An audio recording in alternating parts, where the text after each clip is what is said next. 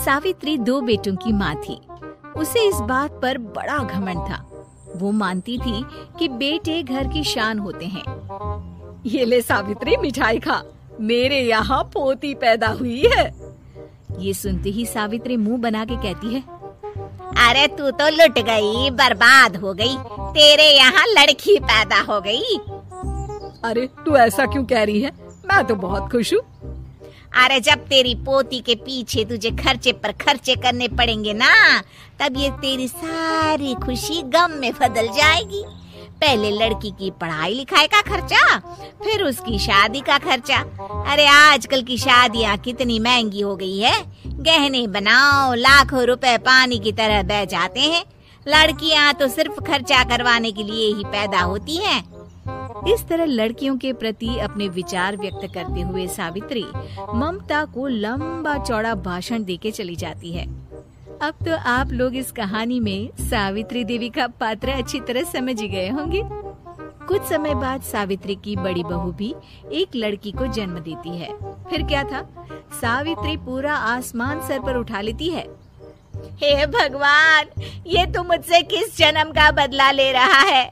अरे मैं तो मंदिर में रोज आकर तुझसे कहती तो थी कि मुझे एक पोता चाहिए, और तूने मुझे पोती दे दी।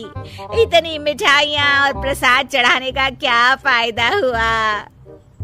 तभी सावित्री की बहू निशा कहती है, क्या माँ जी, आप भी इतनी सी बात पर नाराज हो गई हैं? देखिए तो आपकी पोती कितनी सुंदर है, बिल्कुल आप पर गई है। अरे चुप कर, तुझे 9 महीने इतने महंगे महंगे काजू बादाम फल फ्रूट खिलाने का फायदा क्या हुआ? मेरे तो सारे पैसे बर्बाद हो गए। ये सुन सावित्री का बड़ा बेटा अजय कहता है, माँ, तुम सिर्फ नाम के लिए 2020 में रहती हो। असल में तुम्हारा दिमाग सैकड़ों साल पुरानी सोच रखता है। आज के जमाने में लड़का और लड़की में कौन फर्क करता है? मैं तो बहुत खुश हूँ कि भगवान ने मुझे लक्ष्मी के रूप में बेटी दी है। लेकिन सावित्री पर अजय की बातों का कोई असर नहीं होता। नालायक, अपनी पत्नी की जबान बोल रहा है। मेरा बड़ा बेटा तो हाथ से गया।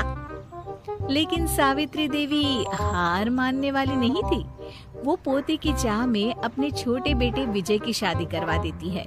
कुछ समय बाद आखिरकार वो दिन आ ही जाता है जब सावित्री की छोटी बहू गर्भवती हो जाती है।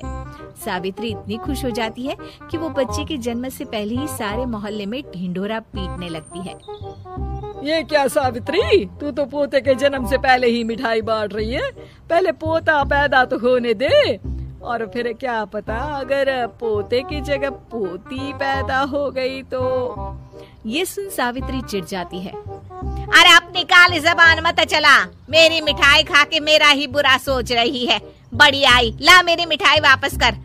देख लेना, इस बार मेरे यहाँ पोता पैदा होगा, पोता। लेकिन ठीक इसका उल्टा होता है। सावित्री की छोटी बहू भी एक लड़की को जन्म देती है। सावित्री फिर से रोना धोना शुरू कर देती है और अपनी छोटी बहू को कोसते हुए भला बुरा कहने लगती है।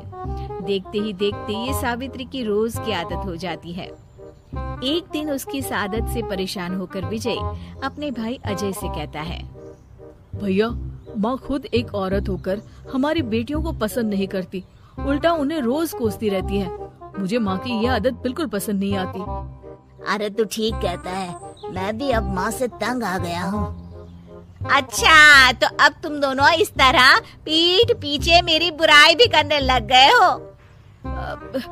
नहीं माँ, हम चाहते हैं कि घर में शांति बनी रहे। हमें हमारी बेटियाँ बहुत प्यारी है।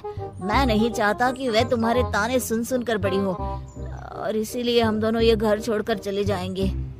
हाँ माँ, मैं भैया की बात से सहमत हूँ। जब तुम इस घर में अकेली रहोगी तब तुम्हें अपनों की कीमत का एहसास होगा। अपने दोनों बेटों के मुंह से अपनी माँ के लिए इतने कठोर शब्द सुन सावित्री भावुक और रुआंसी होकर कहती है, क्या सच में तुम दोनों मुझे इस घर में अकेली छोड़कर चले जाओगे? हाँ माँ। हाँ माँ, अब पानी सर के ऊपर जा चुका है। मैं तुम दोनों के बिना नहीं रह सकती। अपनी सास के आंसू देख अजय और विजय की पत्नी अपने पतियों से लड़ पड़ती है। अरे जिसे जाना है वो जाए, मैं माँ जी को छोड़कर कहीं नहीं जाने वाली। भाभी, आप ये क्या कह रही हैं? वही जो तुम सुन रहे हो। दीदी बिल्कुल सही कह रही है। हम बेटियों के संस्कार हमें सिखाते हैं कि सास माँ समान नहीं बल्कि माँ ही होती है और उस माँ की जिंदगी भर सेवा की जाती है। बेटे अपना फर्ज भूल सकते हैं, लेकिन बेटियां नहीं। आप दोनों शौक से जा सकते हैं। माँ जी, हम दोनों के रहते आपको किसी बात की फिक्र करने की जरूरत नहीं।